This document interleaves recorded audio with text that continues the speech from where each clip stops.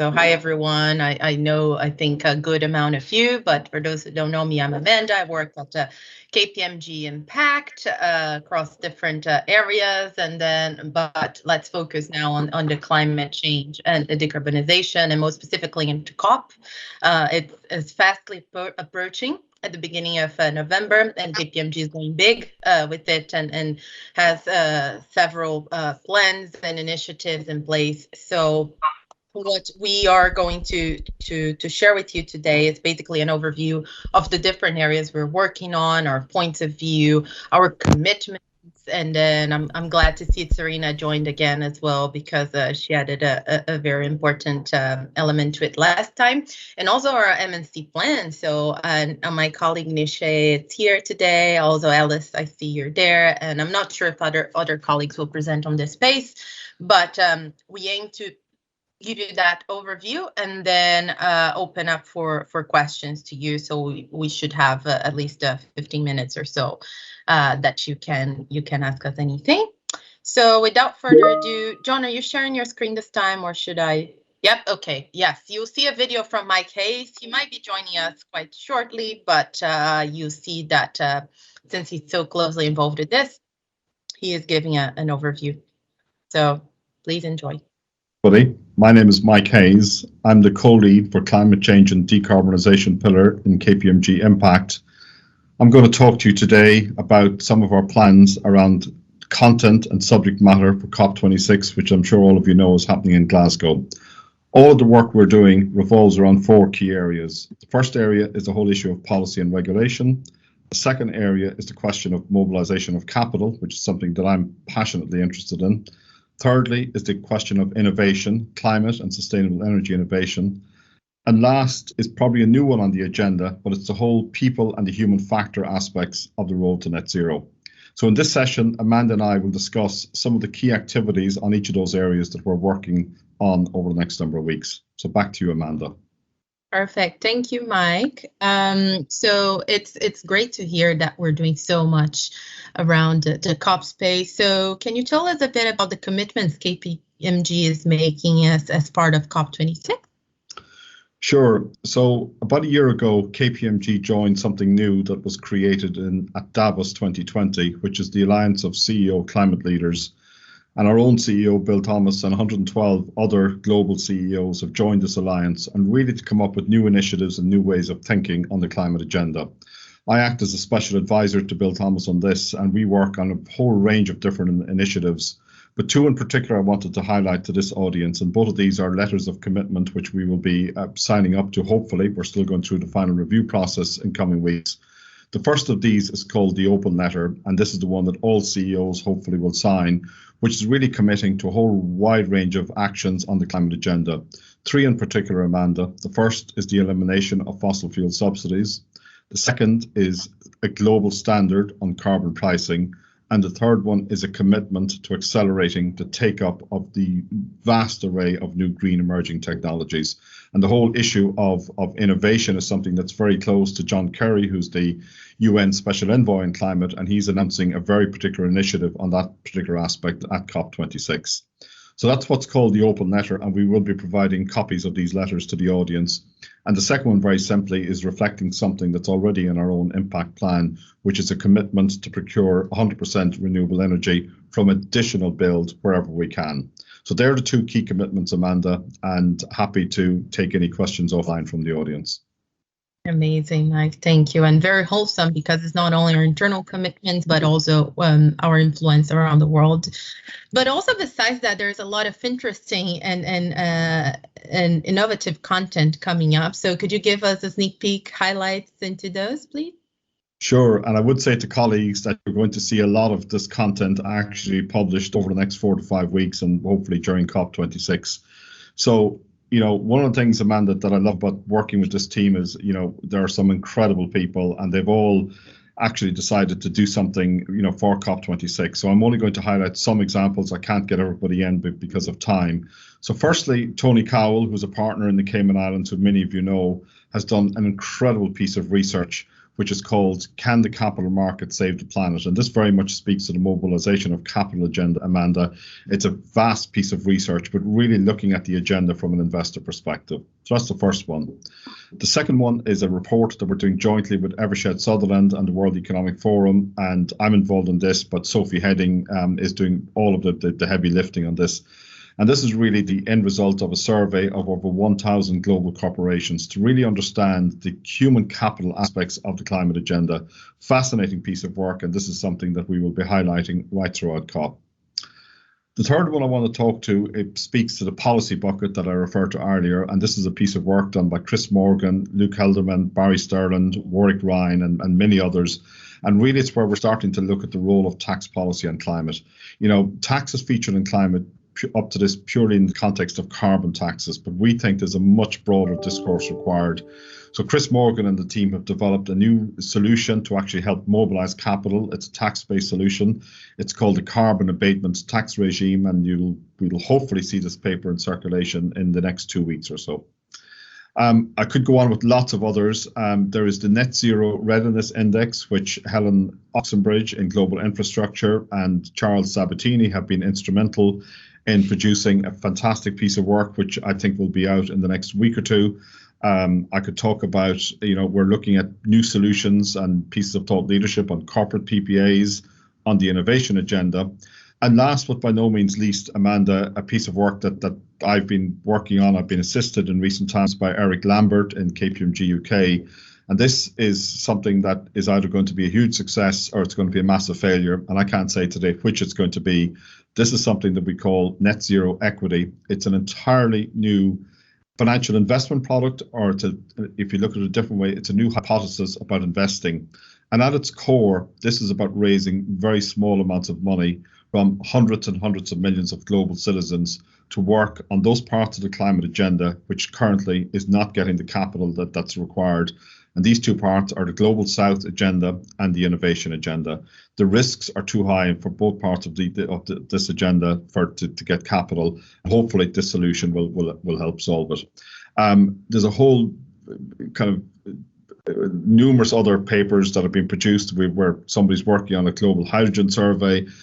Tom Brown and Cecile Marino are working on a paper on some of the steps to decarbonisation.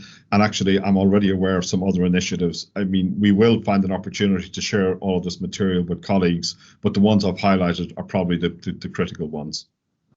Amazing, Mike. Wow, so much content, and it's all in the presentation that you all have access to, of course. But to finalize here, besides all this, we also have some practical involvement into events, right, at COP. So would love to hear more about this. Sure, Amanda. And actually, as every day goes by and we get closer to COP, more and more events are starting to appear on the agenda, which is fantastic. Unfortunately, because of travel restrictions and various other things, we're only going to have a fairly small KPMG presence physically at COP26. Bill Thomas will be there. Simon Verley, who heads up the ENR practice in the UK and who's done some incredible work on this space, will be there, and I will be there. Unfortunately, at the moment, I don't have access inside the tent. I'm sitting on the outside, but a lot of the action will actually take place outside, particularly involving many of our corporate clients. In terms of specific events, Amanda, Simon Verley is leading a number of sessions with some of the key UK utilities, where he's going to talk about the whole decarbonisation industry in the UK, lessons learned, and pointing to solutions for the future, which is going to be very important, and we will be publicising more details on that in due course. Secondly, we're working on an incredible project with the Asia Development Bank, which is about the early retirement of coal-powered plants across 3 jurisdictions, Vietnam, the Philippines and Indonesia, with the hope that this will actually grow to become a global solution. The carbon abatement associated with this project is quite staggering. And ADB will be formally announcing this initiative at COP26. KPMG has been appointed as financial advisor to the project, and we will be present, hopefully, at their formal launch at COP26.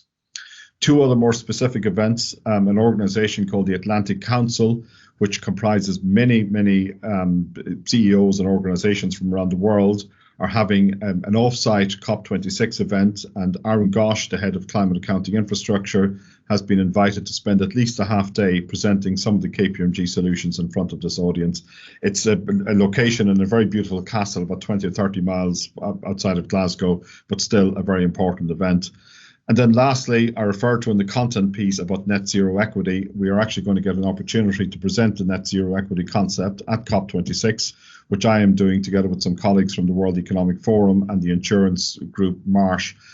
It's an event it's an EU side event. Unfortunately, it's going to be a virtual event rather than physical event, but nonetheless, we're now formally on the COP26 agenda presenting that. So again, Amanda, I expect there'll be lots more events, but hopefully I've given you a flavour of some of the things that we're doing. I think to finish with, Amanda, the really important point is KPMG is going to have a very deep presence at COP26, but we have to look beyond COP26 in terms of what we're going to do for the future. So what I'm going to be doing together with the team in KPMG Impact is we're going to pull together all of the different initiatives, the content and the different things we've done as part of COP26. We'll package it up in a way that you can share it with your clients, and so that you are fully informed in terms of some of the incredible things that we're doing as an organization. So with that, Amanda, thank you, and I'll hand it back to you. Yes, perfect, Mike. Thank you so much. Very good segue at the end on the MNC plans that we're about to speak now. Thank you. And we had 2 mics on the call, which was incredible. Mike, we really need a clone from you, so we've achieved that. Thank you. My first step.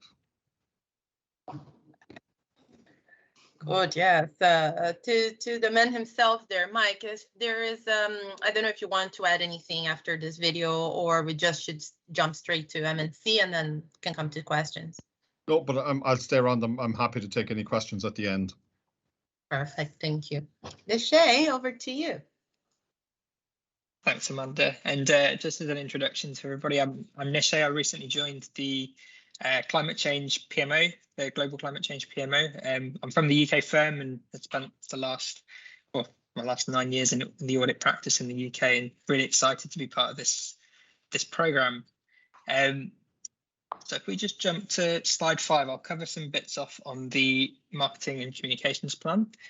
And as you heard from the video version of Mike, we've got a really strong lineup of content coming up in the run-up to COP. And really the objective of the program is to bring all of this content together into one cohesive story and kind of make us famous for the things, show what we're famous for in our thought leadership. And really the theme around it is around transitioning to net zero globally and delivering kind of practical solutions around that. And I guess we've got a lot of really exciting parts of this program. One of those being our flagship element, which is the Voices for a Sustainable Future, which is designed to really showcase how KPMG can bring voices from across the world on the climate change agenda, and how businesses can accelerate that change and come up with those solutions.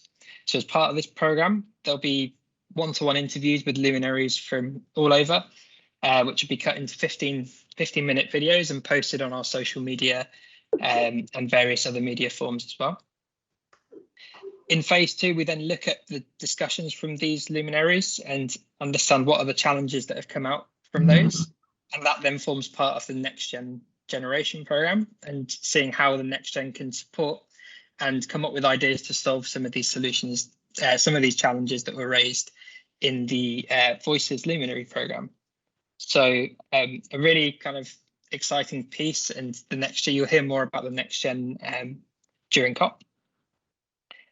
Following that, we've got the dedicated website where all the thought leadership and various content will be held. So I guess look out for that.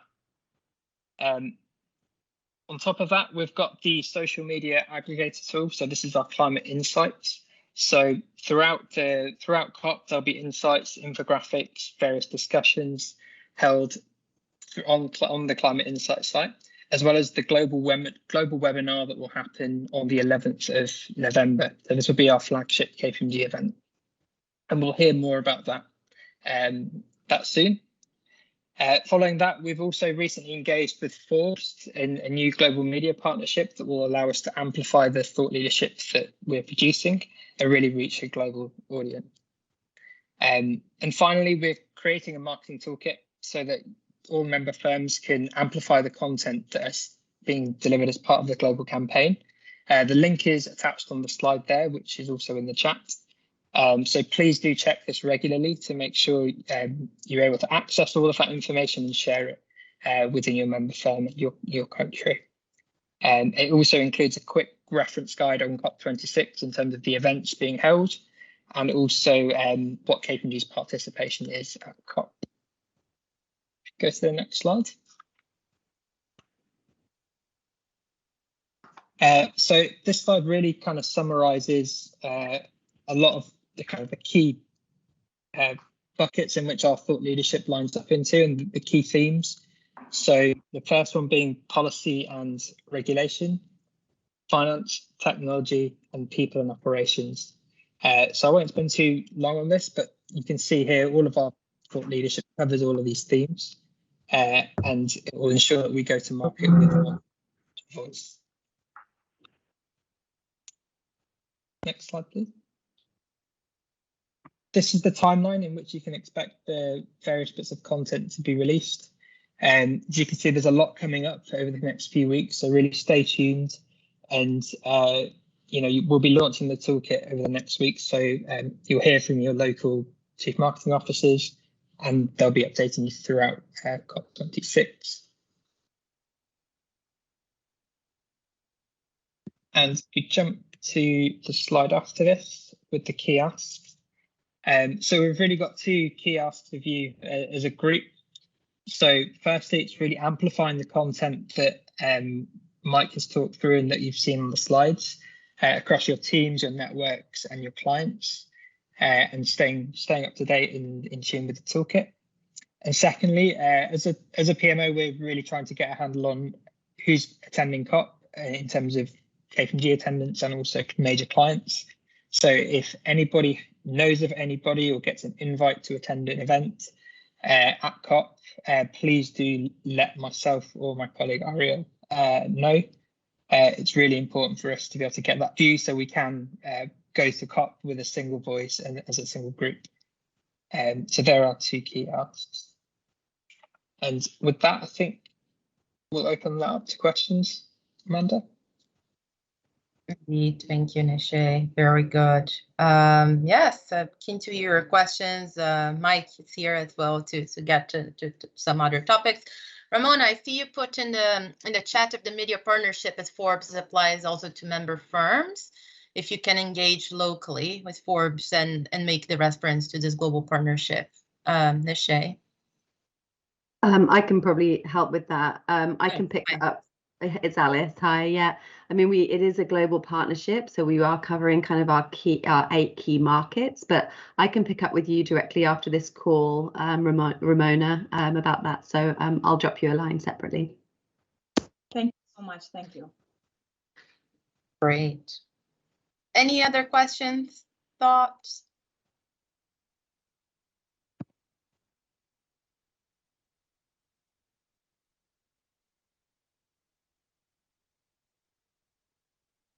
Any other plans people want to share of something they are, that connects with what we presented here or in the slides to their market?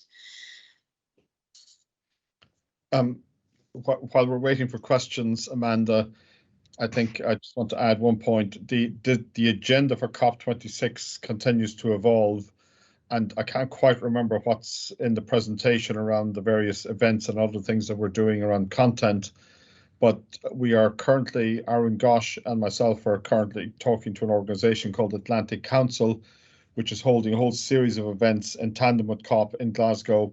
And every evening they're going to do a 1-hour wrap up of the events of the day. And we will have an opportunity from a KPMG perspective to contribute to that discussion. And, we're going to be feeding our own thought leadership through that channel as well. And then I'm not sure if Frank Manahan is on the call. There is an organization called OS Climate that is I describe it as a high profile organization because of the quality of the people who are involved in the organization. They're holding an event, and if any of you are aware of clients who are in Glasgow, and would like to go to this event, either Frank or myself can provide you with the details. But this is, you know, top quality, and I know Frank, there's a request then that we might, KPMG might sponsor a dinner or something like that, which is something I'm looking at. I've fed back to the COP committee if you're listening. Thanks, Mike. David, see you have your hand up. Yeah, at the risk of a lot of people putting a lot of work into the run up to COP and at COP itself, and then probably needing about 6 months off, are we planning much in terms of after? Because you do Yes. sometimes get the worry that some of the investors, you know, love the build up, and then we'll all sort of leave and say there's proclamations, and then it kind of goes on the back burner a bit. But is that kind of momentum maintenance part of the plan? So let me. No, it's a really good question, David. In fact, the original suggestion was our global webinar would be at the start, and I said absolutely no way. It just makes no sense. We should have the webinar to communicate back the results of COP first of all. That's first action. Second action is Simon Verley and I have agreed last night that we're going to pen something together, which is the key messages going forward out of COP26, which launches us into the future. And there is a third. Oh yeah, the third aspect is I want to do I'm not quite sure what it is yet, whether it's going to be an online portal or a booklet. I want to capture in one place all of the different things. I'm not going to include all the content, but links to it. I want to capture in one place all of the things that KPMG are doing generally on the climate agenda, all of which we've somehow reflected in our content for COP26. And I want to do two things with that. One, I want to share it with our people globally. And I've encouraged Bill Thomas's team that Bill should be sending out a message to all of our people, telling them about what we're doing. While we're releasing a lot of this around COP26, this is ongoing material that shows that we're trying to move the dial on climate. And secondly, I want to draft that publication in such a way that we will share it with our clients as well. And that really is to help us springboard, to really position us as serious actors on the climate agenda. And, you know, COP will be gone in a flash, despite all the hard work we put into it. But those are the type of things we're thinking about continuing this. We have hard to know, but not much discussion yet. But we've got Davos coming up next year, and you know, lots of other things. So the idea is to keep the momentum. It's not going to be easy, but it's a central part of our strategy.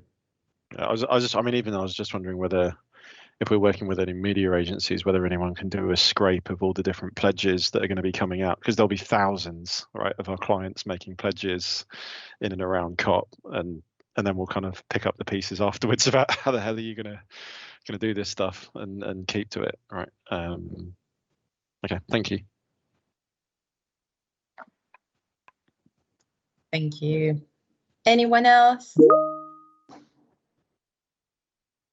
Enjoy. We have all the, you know, MNC colleagues. We have Mike here, so great. Mark, I see you put a question here in the chat. We have a Technology Alliance partner and having presence with us at COP and looking at nominating their CFO, CSO to the Voices of Sustainable Future. Are there any other activities and options that could potentially look at to meet this request? I'm just trying to understand what is the, maybe sorry if I open up the chat, what is the request? Yeah, hey Mike, this is Mark Weller. I'm here in the US. So we're going to be the lead launch partner for ServiceNow's new product on ESG. And so we're doing some marketing and campaigning around that. And one of the requests was, hey, can we do something together at COP26? And what does that look like? What can we do?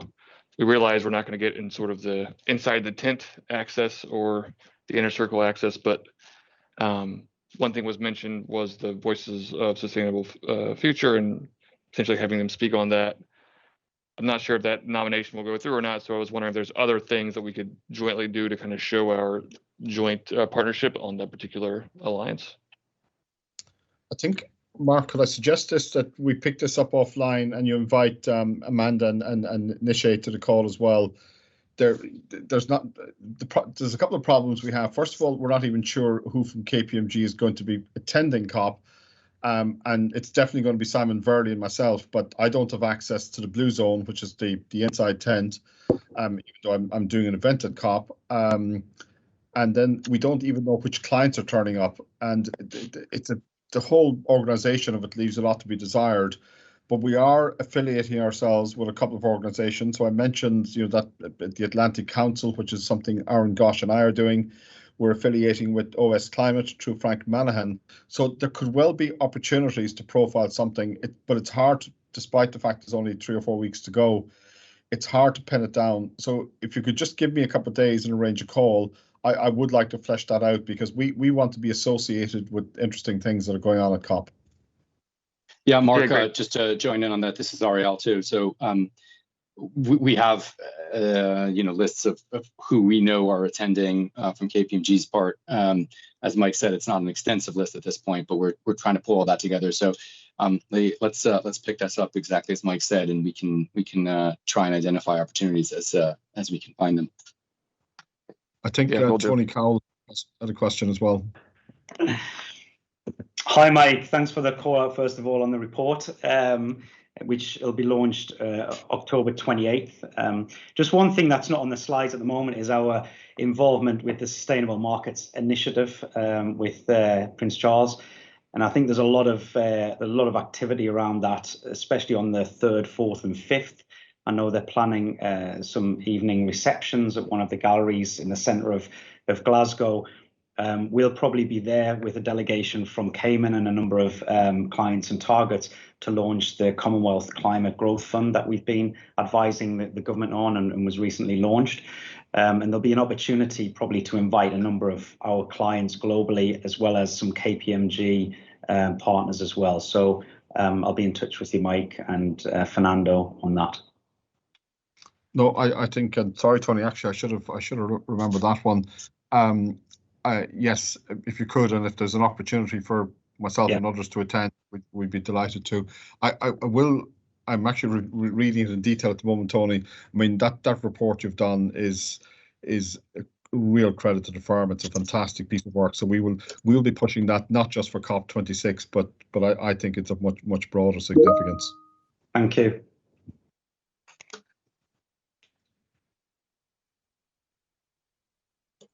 Very good. And if there are no further questions, I suggest we move to the next item, Amanda. Indeed. Well, thanks everyone. And if you have any questions, of course, you'll see the context in the presentation.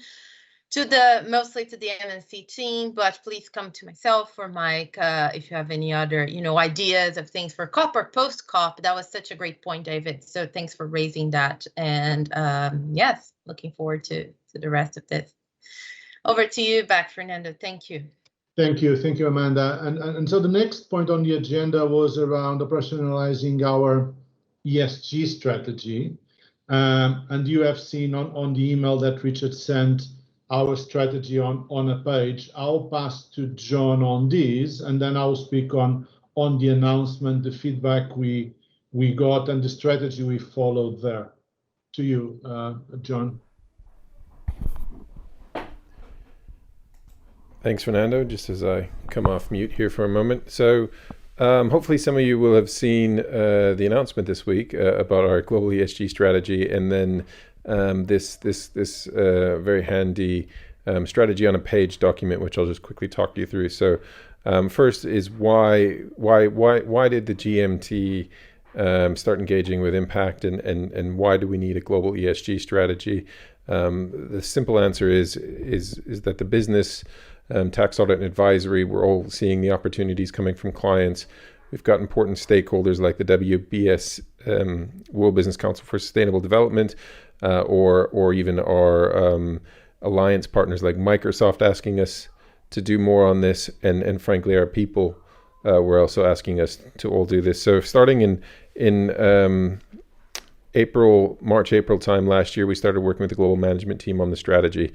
The primary output from that work were the 3 pillars, which have now been sort of put as 3 lanes here on this ESG career path around transformation, reporting, and assurance. And so working with the leadership of tax audit and advisory and all of the business services in our global management team, and engaging very closely with our member firms, we came up with the strategy to establish particularly capability hubs the areas of focus that we wanted to focus on. So capability needs, training, solutions, partnerships and alliance, tech and data, and inorganic. Within the training piece, we had a very important partnership announced with an MOU signed with Cambridge, and the US member firm has also signed an agreement with NYU, and Global Learning and Development are working very closely with us to pull together a curriculum to meet the objective of training all 227,000 people in KPMG on ESG at a basic level, but then also providing through our long-term partnership with Cambridge and other universities, functional training for tax audit and advisory, and specialist training around core skill sets like climate risk, for example, or biodiversity, where we're trying to see we know we need more capability and more specialists in those areas. So that then led us to what we will establish around the global hubs. Mike, who's on the call, has been announced as leader of the decarbonization hub, not surprisingly, and Jennifer Schulman will be leading our global ESG advisory hub. Those hubs will be working. Sorry, go ahead, Mike. Point of correction, interim heads in both cases. Interim heads, fine. Fair enough. And to get them off and going. So, I mean, it was important that we had leadership on day one. So we'll see what happens in the long run. But they now have the key challenge of standing these two hubs up very quickly and engaging with our key accounts and our platinum accounts globally and within, strategically within member firms to help build the business and drive more revenue in these areas. We then also have a regional ask out to each of the regions to set up region hubs. Jens Lau is already fast working to set up the EMA hub. There's been discussions around what ASPAC is doing with its plan, and I don't know if anybody saw it, but the global banking and capital markets hub for ESG was announced from Singapore just this week as well. And then the Americas, under the One Americas structure, also looking at setting up a hub. And then we've talked about the Global South plans, which here are labeled as emerging market accelerators. One focused on Africa, one focused on Levant, one focused on LATAM, and one focused on ASPAC. This is looking very specifically at what the regional needs linked to KPMG Impact and the global ESG strategy are, and coming up with regional teams that can build capability to support member firms where they otherwise won't be investing in that capability individually. So this is all leveraged off of our member firms and working very closely with our member firms, particularly our Big 8 countries. So this leads me to our ask of you as individuals, and this information graphic was set up as a from the perspective of why does somebody working at KPMG need to understand, what do they need to understand about our global ESG strategy? First of all, we wanted to make it clear that we have an ambition to become market leaders, and we can't do that without the support of all of the business, and that requires us to embed ESG into everything we do. So within every function, every service, understanding what ESG means for that service and what we would need to do to make sure that we are getting able to have that conversation with our clients and put something in our proposals that articulates how the work that we're doing is going to support that client's ESG agenda. In order to do that, we need everybody to learn about ESG. They need to understand what stands under those three letters, and not only that, but within environment, social, and governance, what are the key sort of areas around climate or biodiversity, or human rights, or the supply chain, etc., that they need to be aware of. So we're working on that training, and then just getting involved in developing ESG services and solutions. Our global head of innovation is launching a platform around with an innovation challenge where people can put challenges onto the platform, and they're looking for ESG challenges specifically. And the idea is that people in our firm can look at these challenges and teams can work on coming up with solutions. And some of those solutions may become new ESG services for KPMG. And if everybody gets behind it and we all work together and collaborate, because I don't think there's any way we can do this without collaboration, we can achieve our ambition to be market leaders on ESG, but also to make sure that we're walking the walk and everything that goes into our impact plan aligns to the advice that we're giving clients. So, Fernando, I think I've pretty much gone through it, and I'll pass it back to you. No, thank you, John. And I'll get a bit in more detail on the data side. But before I do that, just an update on our announcement. So you've all seen the announcement on Tuesday. We had yesterday a meeting to understand how it has been the feedback so far. And overall, it has been quite positive, which is great. You have seen from the announcement that basically we've tried to differentiate ourselves from our competitors, I would say, on three main areas. First is we've been much more detailed in our strategy, right? We don't have nothing to hide there. And so our strategy that was announced, that is now on the newspapers, on the media, is very detailed with all the different initiatives that we're putting together. And we think this is a difference to our competitors that presented those big numbers, but without much detail, which then led for them also to get some criticism from the media, and in particular in an article from Financial Times. Being more detailed also means that we are more easily accounted for what we're putting on the plan, which we see it as a good thing. So first, being more detailed rather than announcing big numbers, we thought it was a good strategy to follow.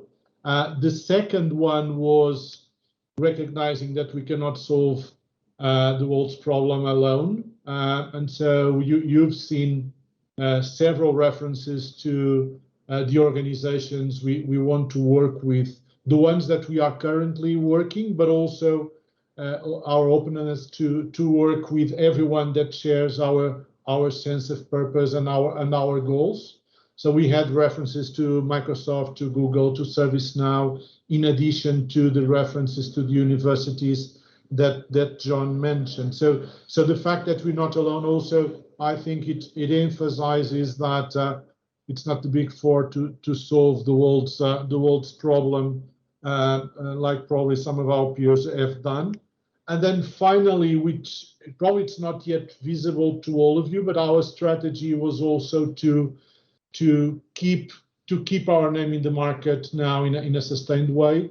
So following some sort of a drumbeat strategy where we will be regularly coming to market with news, with new announcements in relation to our ESG strategy. So next week we'll have also new announcements relating with the partnerships with our alliance partners and what we're doing with them, or new thought leader publications that we are announcing soon. So that drumbeat is also a way for us to show to the market that what we've put on the plan we're going to deliver that.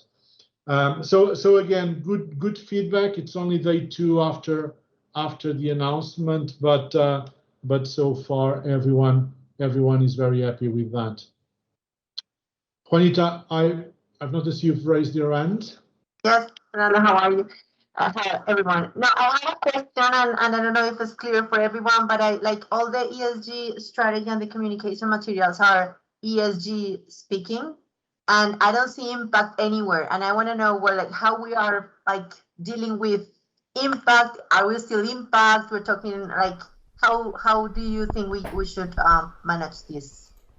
Very, very good question, and John is prepared with the mic to respond. I have to say we spent the last 2 weeks working on that. John, do you want to start? I'll try to frame it, and maybe I'll drop out something that we've been. Maybe we can use this as a test marketing case, Fernando, for the suggestion that's come up.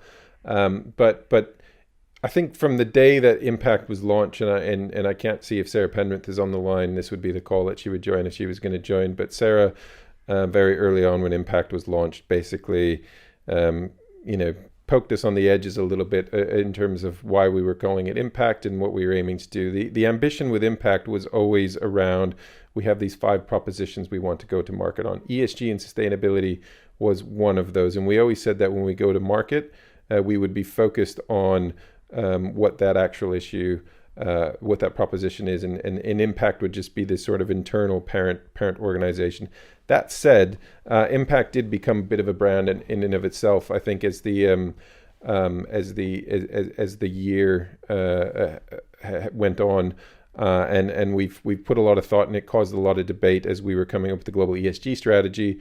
What was the role of Impact, or what did we say about Impact? And I was on a call earlier today with a French journalist talking about the difference between impact-led businesses and businesses that are focused on ESG, and I think they are very distinctly in different things. And so the way that we've recently come to frame this is the global ESG strategy is obviously sitting within that main pillar of ESG and sustainability for Impact. It's clearly the priority focus area that the business and the leadership of the firm have asked us to focus on. Impact as an entity in a core team is going to continue to exist and going to continue to drive that strategy, working with our partners in the functions and in the GMT. Apologies, but the recording ends here as there was a corruption to the file. This is the end of the October Champions Call. Champions Call. Champions Call. Champions Call. Champions Call.